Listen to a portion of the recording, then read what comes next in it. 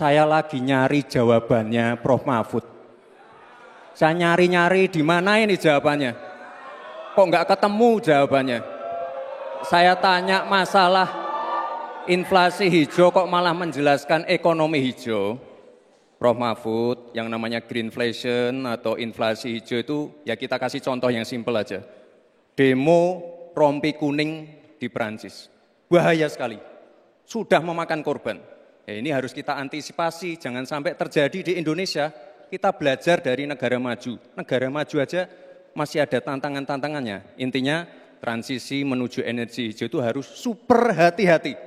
Jangan sampai malah membebankan R&D yang mahal, proses transisi yang mahal ini kepada masyarakat, pada rakyat kecil.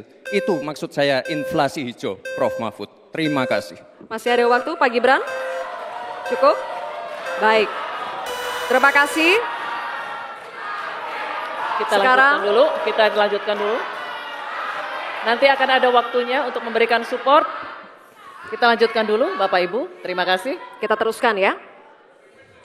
Kami persilakan calon wakil presiden nomor urut 3, Bapak Mahfud MD, untuk merespon tanggapan dari Bapak Gibran Rakabuming Raka. Waktu Bapak 1 menit dimulai ketika Bapak berbicara. Silakan. Saya juga ingin mencari itu jawabannya ngawur juga itu. Gila ini. Ngarang-ngarang ndak karuan mengkaitkan dengan sesuatu yang tidak ada. Gitu ya.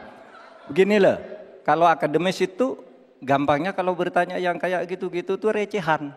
Gitu. Recehan. Oleh sebab itu tidak layak dijawab menurut saya. Dan oleh sebab itu saya kembalikan saja ke moderator. Ini tidak layak dijawab pertanyaan kayak gini. Tidak ada ini jawabannya. Terima kasih. Cukup buat Pak Mahfud? Masih ada waktu Bapak? Saya kembalikan. Cukup ya? Baik. Saya kembalikan. Tidak ada gunanya menjawab. Ya. Baik. Bapak Ibu, demikianlah tadi interaksi saling tanya jawab antara calon wakil presiden nomor urut 2 dengan calon wakil presiden nomor urut 3. Terima kasih. Baik, Bapak Ibu, kita lanjutkan ya sesinya. Kita selesaikan dulu. Kali ini giliran calon wakil presiden nomor urut 3 dan nomor urut 1 untuk saling bertanya jawab. Diawali dengan calon wakil presiden nomor urut 3, Bapak Mahfud MD. Untuk bertanya kepada cawapres nomor urut 1, Bapak Muhaimin Iskandar. Waktunya 1 menit, Pak Mahfud, dimulai dari saat Bapak berbicara. Silakan. Ya, Pak Muhaimin, calon wakil presiden yang terhormat. Pada tahun 2014 kita berada di posisi yang berbeda. Saya menjadi ketua timnya Pak Prabowo, Pak Muhaimin di timnya Pak Jokowi waktu itu. Ada pertanyaan dari Pak Jokowi pada tanggal 5 Juli 2014 kepada Pak Prabowo. Pertanyaannya begini, Pak Prabowo, saat ini kita dihadapkan dengan bencana ekologis yang salah satunya disebabkan oleh kerusakan hutan. Laju penggundulan hutan di negara kita tertinggi di dunia. Nah, saat ini situasinya sama dengan tahun 2014, seperti yang kita diskusikan sejak tadi. Apakah Pak Muhaimin setuju bahwa kita telah gagal menghentikan kerusakan hutan dan juga food estate sesuai dengan penilaian Walhi dan Greenpeace? Waktunya habis. Selesai. Terima kasih. Kami persilakan calon wakil presiden nomor urut 1, Bapak Muhaimin Iskandar, untuk menjawab. Waktunya 2 menit dimulai saat Bapak berbicara. Silakan.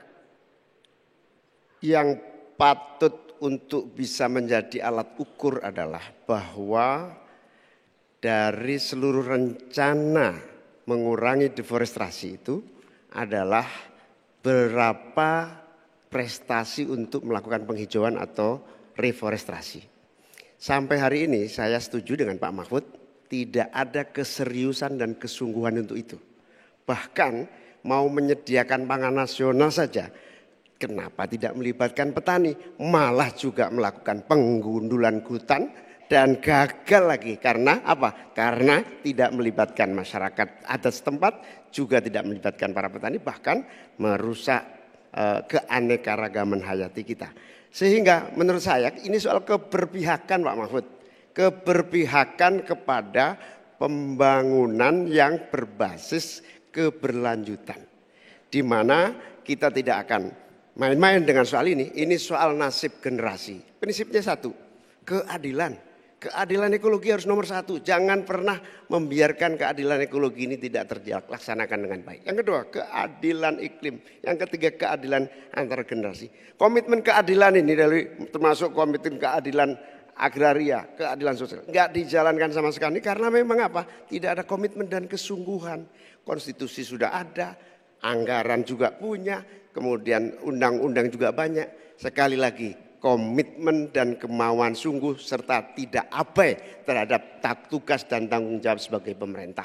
Oleh karena itu nanti kalau amin dipercaya, insya Allah yang paling pokok adalah kesungguhan, komitmen untuk melaksanakan konstitusi dengan sungguh-sungguh, berpihak kepada rakyat dan lingkungan, bukan berpihak kepada investor ataupun pengusaha. Waktunya masih cukup, Pak Muhaimin. Baik.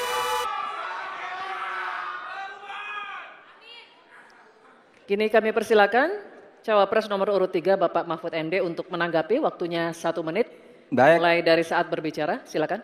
Pak Muhaimin, ke depan itu menurut saya pemerintah perlu melaksanakan 2 putusan Mahkamah Konstitusi yang dulu saya yang membaca vonis itu dan mengetokkan palunya. Pertama, mengakui aktivis lingkungan itu sebagai subjek hukum. Itu putusan MK. Sekarang ini kalau orang bicara lingkungan ditangkap.